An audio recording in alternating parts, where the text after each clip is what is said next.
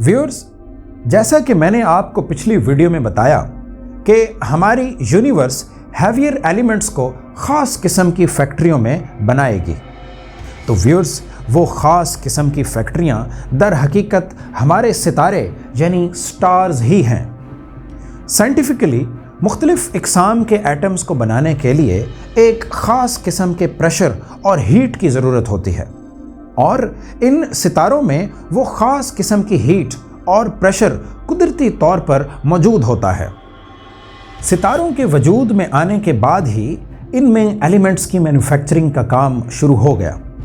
यानी हम ये कह सकते हैं कि हमारे सोलर सिस्टम में, हमारी ज़मीन में और इंसान में मौजूद तमाम एलिमेंट्स आज से करोड़ों साल पहले हमारा सूरज तैयार कर चुका था, क्योंकि हमारा सूरज भी एक सितारा यानी स्टार ही है। व्यूअर्स, ये नज़रिया कि सितारे एलिमेंट्स को तैयार करते हैं पहली बार 20वीं सदी के एक मशहूर एस्ट्रोफिजिसिस्ट सर फ्रेड हॉयल ने दिया। उनका ये मानना था कि सितारे न्यूक्लियर रिएक्टर्स की मानद काम करते हैं, क्योंकि इन सितारों में हर वक्त फ्यूजन रिएक्शन जारी रहता है, और इसी फ्यूजन रिएक्शन के नतीजे में बनने वाला न्यूक्लियर वेस्ट दर हकीकत न्यू एलिमेंट्स ही हैं। बाद-ए-ज़ां साइंसदानों ने इस बात को ऐसे कंफर्म किया कि उन्होंने सितारों से आने वाली रोशनी का तज्ज़िया किया तो वो इस नतीजे पर पहुँचे कि हर एलिमेंट एक ख़ास किस्म की फ्रीक्वेंसी के साथ रोशनी को खारिज करता है, जिससे साइंसदान उस एलिमेंट की तशख़ीस कर सकते हैं, यानी उसकी नेचर तक पहुंच सकते हैं। मिसाल के तौर पर अगर आप अपने सूरज से आने वाली रोशनी का तज्ज़िया करें तो वो मुख्तलिफ रंगों में टूट जाती है, और हर रंग एक ख़ास किस्म के एलिमेंट की निशानदही करता है।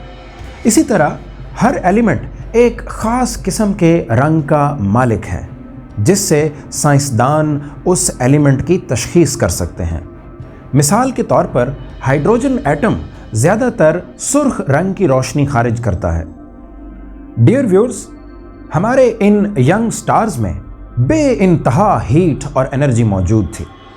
इस हीट और एनर्जी ने एटम्स को आपस में फ्यूज़ होने और नए हैवियर एलिमेंट्स बनाने पर मजबूर कर दिया। 3 हीलियम के न्यूक्लियाई आपस में मिले और कार्बन को जन्म दिया। कार्बन के 2 न्यूक्लियाई ने मिलकर मैग्नीशियम को बनाया, और मैग्नीशियम ने मिलकर नियॉन को जन्म दिया, और यूं ही ये एलिमेंट्स की मैन्युफैक्चरिंग का अमल जारी रहा, यहाँ तक कि सिलिकॉन ने मिलकर आयरन को जन्म दिया।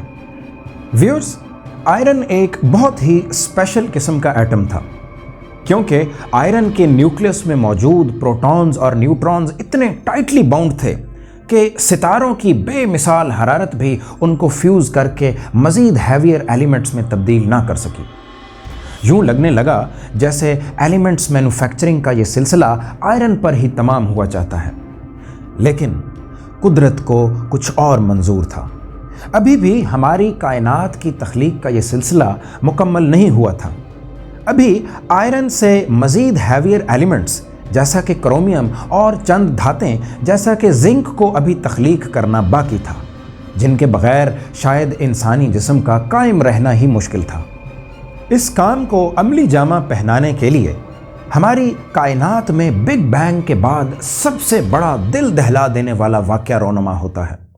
वो ये कि जब सितारे अपना सारा फ्यूल एलिमेंट्स की मैन्युफैक्चरिंग में वक्फ कर देते हैं तो वो अपने ही अंदर भस्म होकर एक धमाके के साथ ख़त्म हो जाते हैं। साइंसदान इस अमल को सुपरनोवा कहते हैं।